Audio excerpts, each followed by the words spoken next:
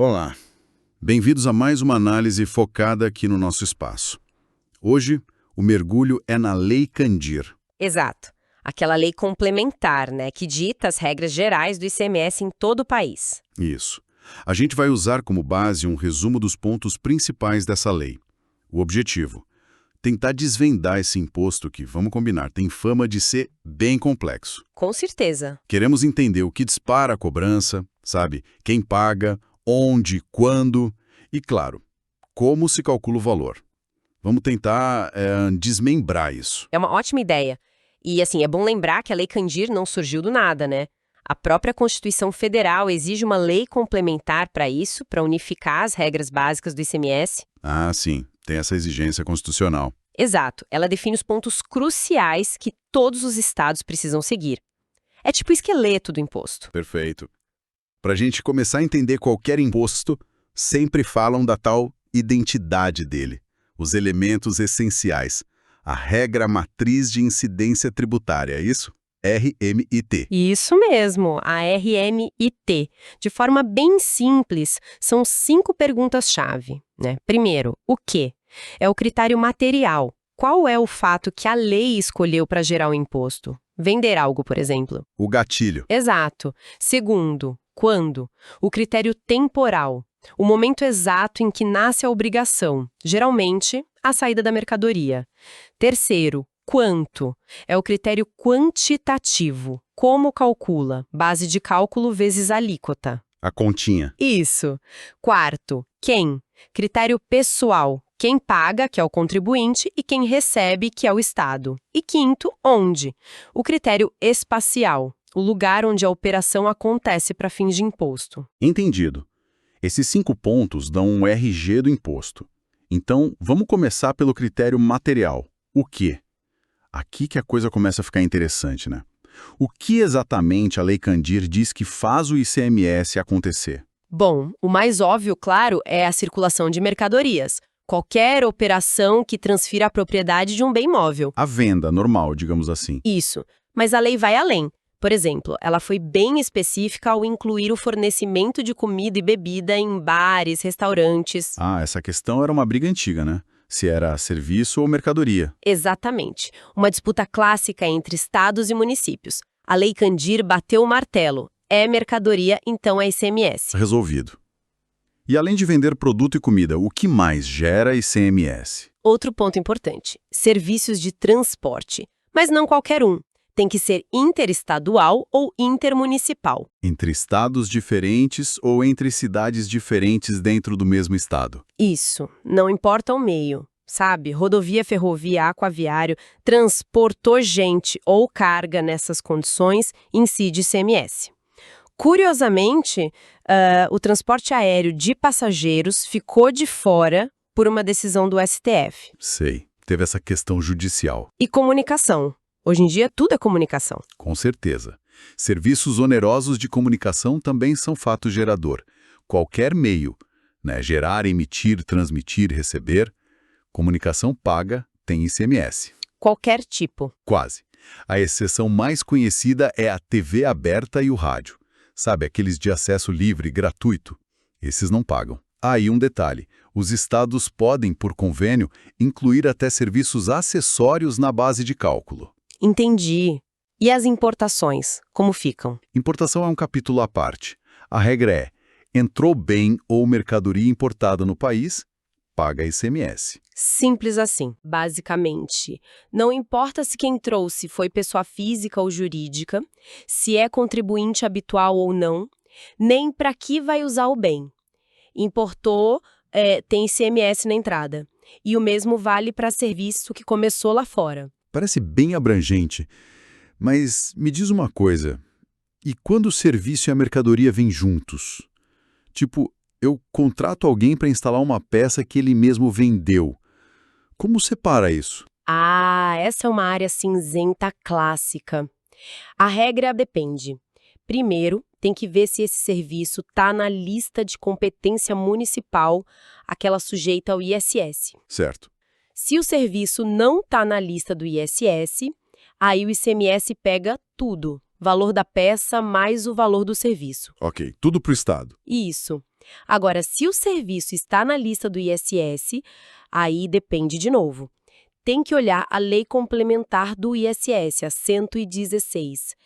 Se ela diz que pode cobrar ICMS sobre a peça fornecida junto, aí separa ISS no serviço e ICMS na peça. E se a lei do ICMS não falar nada sobre isso? Aí o ISS abocanha tudo. O valor total, serviço e peça, fica só com o município. É uma interação bem delicada entre as leis, sabe? Nossa, realmente tem que olhar com lupa. Agora, falando do contrário, tão importante quanto saber o que gera imposto é saber o que não gera, a não incidência. Quais são os principais casos? As hipóteses de não incidência, que estão lá no artigo 3º da Lei Candir, geralmente têm um porquê, né? Incentivar algo ou evitar conflito com outro imposto. O caso mais famoso é a exportação. Mandar produto para fora. Exato. Operação que destina mercadoria ou serviço para o exterior não paga ICMS. É um jeito de deixar o produto brasileiro mais barato lá fora, mais competitivo. Vale até para venda para trading, se for para exportar mesmo. Faz todo sentido para não exportar o imposto junto. Que mais não paga? Outro clássico é livro, jornal, periódico e o papel, usado para imprimir isso tudo. É uma imunidade que já vem da Constituição, para facilitar o acesso à cultura, à informação. E tem alguma pegadinha aí? Uma curiosidade. A lei fala do papel, mas esquece da tinta. Mas para a prova, o que vale é a letra da lei. E o conceito de livro é amplo, inclui até álbum de figurinha, mas não caderno, agenda, essas coisas. Entendi. Papelaria não entra. E o ouro? Ouro tem regra dupla. Se for ouro ativo financeiro ou instrumento cambial, aí não tem ICMS. A tributação é só do IOF, lá na origem. Ah, o imposto federal. Isso. Mas atenção, se o ouro for vendido como mercadoria, tipo uma joia, aí o ICMS incide normalmente, como qualquer outro produto. Entendi a diferença. E tem outros casos de não incidência? Sim, tem alguns para evitar problemas técnicos ou dupla tributação. Por exemplo, não incide ICMS na mercadoria que uma empresa usa para prestar um serviço que já paga ISS para o município. Para não pagar duas vezes sobre a mesma coisa. Exato. Também não tem ICMS quando se vende o negócio inteiro, sabe? O estabelecimento com tudo dentro. O estoque que já está lá não é tributado de novo. A venda do ponto comercial. Isso. E também não tem na retomada do bem na alienação fiduciária, tipo, o banco pega o carro de volta por falta de pagamento, nem na devolução do bem no leasing, no arrendamento mercantil. A lógica é que nessas situações específicas de garantia ou aluguel, não houve uma nova circulação econômica que justifique o imposto. Entendi. As isenções têm lógicas claras por trás. Ok, agora vamos para o quem. Quem a lei diz que tem que pagar o ICMS? Bom, o principal é o contribuinte, né? Quem faz a operação. O vendedor, quem presta o serviço. Mas a lei permite que a responsabilidade seja passada para outra pessoa que tenha ligação com o fato. É a chamada sujeição passiva por responsabilidade ou por substituição. O exemplo que sempre dão é o do caminhão pego sem nota fiscal, certo? Esse é o clássico. Se uma transportadora está levando carga sem documento fiscal direitinho, o fisco pode cobrar o ICMS tanto de quem mandou a mercadoria quanto da transportadora. Os dois ficam responsáveis juntos, solidários. É para garantir que alguém pague. Uma forma de cercar a operação. Beleza. E onde pagar? Definir o local parece super importante, porque diz para qual estado vai o dinheiro, né? Fundamental. Especialmente no Brasil, com essa federação. A regra geral para a mercadoria é até simples. O imposto é devido para o estado onde a mercadoria está na hora da saída.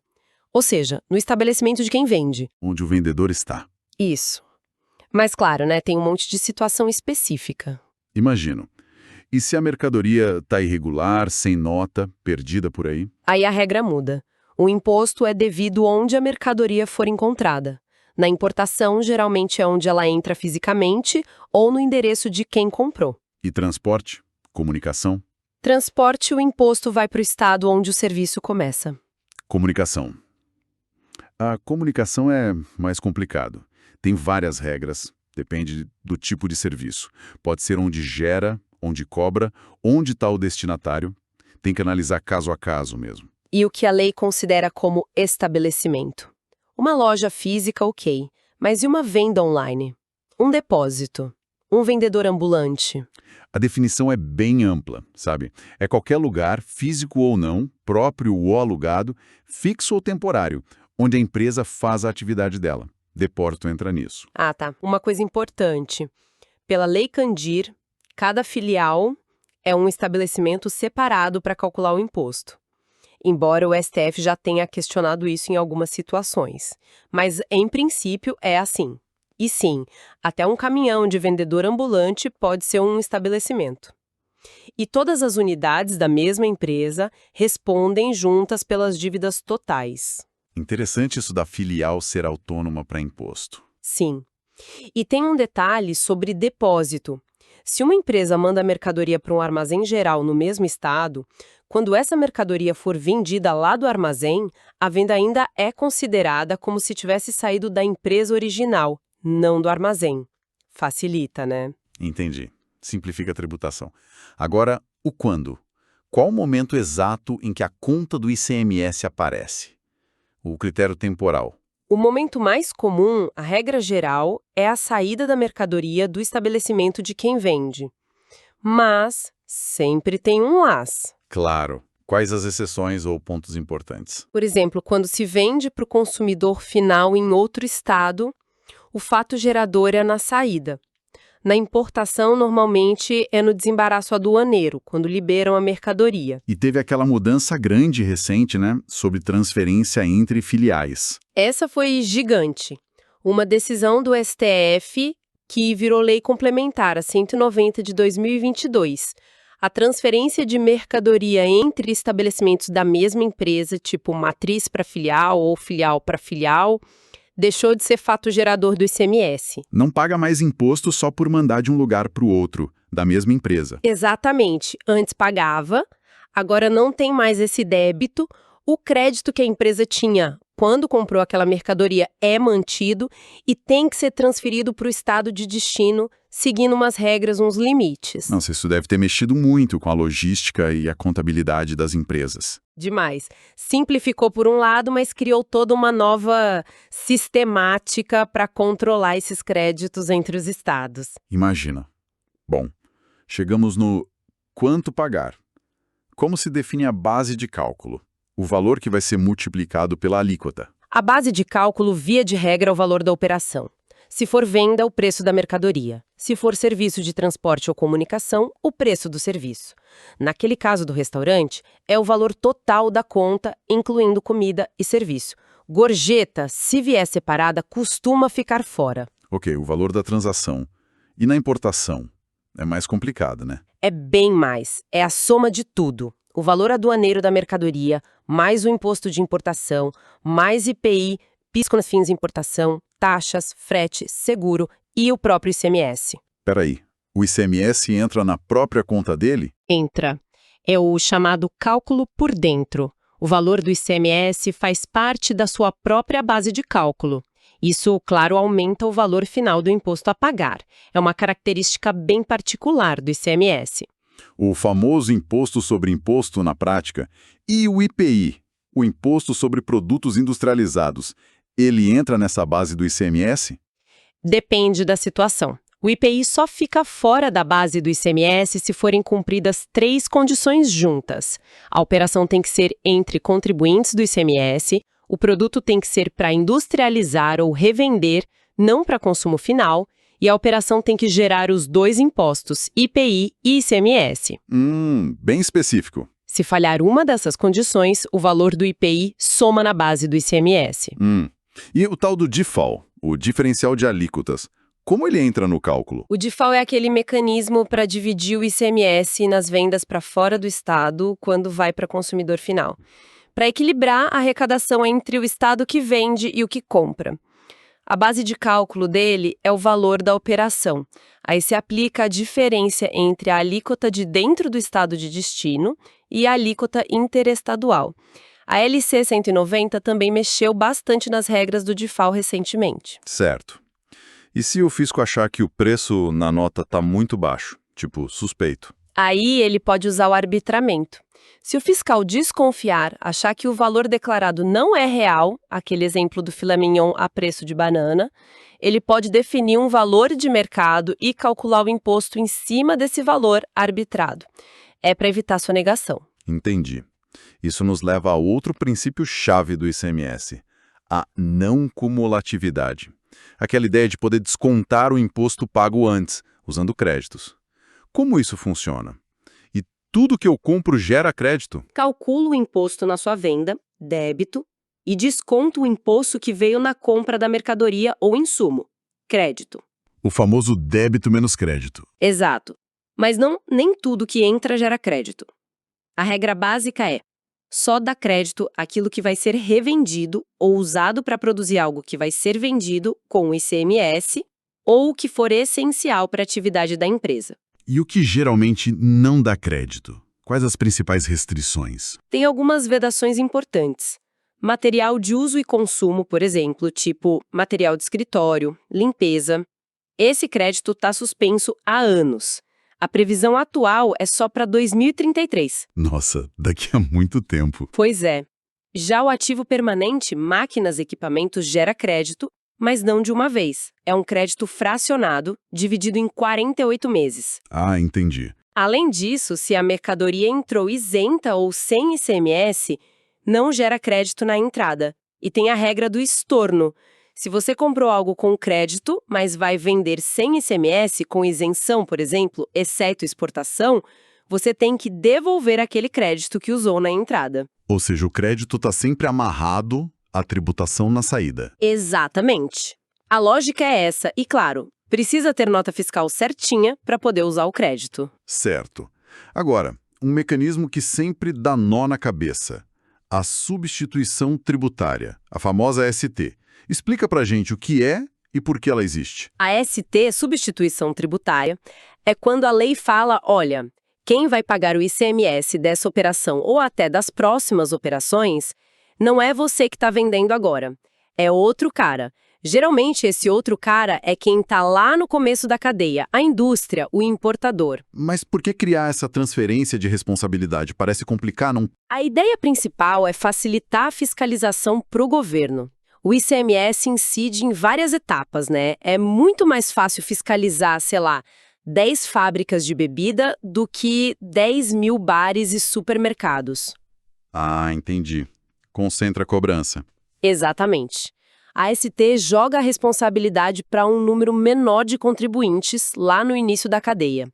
Eles recolhem o ICMS deles e já adiantam o valor presumido do imposto que seria devido nas vendas futuras pelo distribuidor, pelo varejista. O exemplo clássico é cigarro, bebida, né? Perfeito.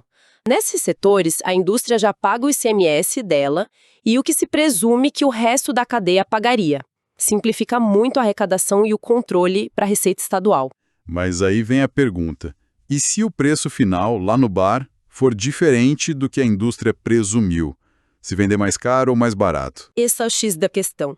O ponto mais polêmico da ST é: se você lê só a Lei Candir, ela diz que se a venda final acontecer, o imposto presumido e pago lá atrás é definitivo.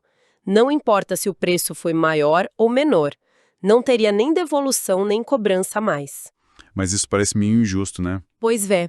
E o Supremo Tribunal Federal concordou que era. Depois de muita discussão, o STF decidiu diferente. A jurisprudência hoje é: se o preço final real for diferente da base que foi presumida lá atrás, tem ajuste sim. Se pagou ST a mais, tem direito a pedir de volta. Se pagou a menos, tem que complementar. Ah, então a justiça mandou ajustar pela realidade. Exato. A justiça fiscal prevaleceu sobre a presunção absoluta. É uma decisão super importante. Com certeza. Voltando rapidinho no default, só para ficar claro. Quem paga essa diferença de alíquota para o estado de destino? A regra ficou bem definida com a Lei Complementar 190. Se a venda interestadual é para um consumidor final que não é contribuinte do ICMS, tipo uma pessoa física comprando online, quem tem que calcular e recolher o DIFAL para o estado de destino é o vendedor. A loja que vendeu. Isso, o remetente. Mas se a venda é para um consumidor final que é contribuinte do ICMS, pensa numa empresa comprando um computador para usar no escritório dela. Aí a responsabilidade de calcular e pagar o DIFAL é do próprio comprador. Ao destinatário que paga para o seu próprio estado. Exatamente. Essa divisão é crucial para quem faz venda interestadual. Muito importante mesmo. E para a gente fechar, um ponto extra que apareceu no material. Denúncia espontânea. O que é isso? Denúncia espontânea está lá no Código Tributário Nacional. É basicamente um benefício para quem quer se regularizar por conta própria. Se o contribuinte percebe que deixou de pagar um imposto no prazo, ele pode ir lá, antes de qualquer fiscalização começar sobre aquilo, e pagar o valor principal com juros. E qual a vantagem disso? A vantagem é que ele fica livre da multa, aquela multa de mora ou, pior, a multa de ofício, que costuma ser bem salgada. É uma confissão que evita a punição mais pesada, um incentivo para pagar o que deve. Parece ótimo. Tem alguma condição, alguma pegadinha? Tem um limite importante, que veio com a súmula 360 do STJ. O benefício da denúncia espontânea, de não pagar a multa, não vale se o imposto já foi declarado pelo contribuinte. Sabe quando a empresa entrega a declaração mensal, tipo a GIA, o SPED, informando o ICMS devido, mas só paga depois do prazo? Ah, o caso de declarar e não pagar. Exato. O STJ entende que, se você já declarou, o fisco já sabe da dívida. Pagar atrasado, nesse caso, não é mais tão espontâneo assim no sentido de revelar algo desconhecido. Permitir tirar a multa aí seria quase um incentivo para atrasar pagamento de dívida já confessada. Faz sentido a lógica do STJ. Ufa! Foi uma viagem intensa pela Lei Candir e pelo ICMS, hein? Bastante coisa. Recapitulando. Vimos a estrutura básica, os 5 elementos, exploramos o que gera o imposto, as exceções importantes, a complicação de definir onde e quando pagar, como calcular, incluindo DIFAL e ST, e as regras de crédito. Fica muito claro, né, o quanto um único imposto pode ser cheio de camadas e detalhes. Exatamente. E acho que a reflexão final é justamente essa. O ICMS é um imposto vivo, sabe? As mudanças recentes que a gente comentou na transferência entre filiais, no DIFAL, com as leis complementares 190 e 194, mostram que ele está sempre se adaptando, seja a economia, as brigas entre os estados, as decisões dos tribunais. Verdade. Não é algo estático. De forma alguma. E isso exige a atenção constante de quem trabalha com isso, das empresas e, no fim das contas, impacta todo mundo. Né? Como consumidores, a gente paga essa conta embutida nos preços. Fica a provocação para a gente pensar como essa complexidade toda, essas diferenças de regras e alíquotas entre os estados afetam a competitividade, a tal guerra fiscal e o próprio ambiente de negócios no Brasil. Uma excelente provocação para a gente continuar pensando. Com ela, a gente encerra essa análise focada de hoje. Esperamos que essa conversa tenha ajudado a clarear um pouco as ideias sobre a Lei Candir e o ICMS. Muito obrigado pela companhia neste mergulho.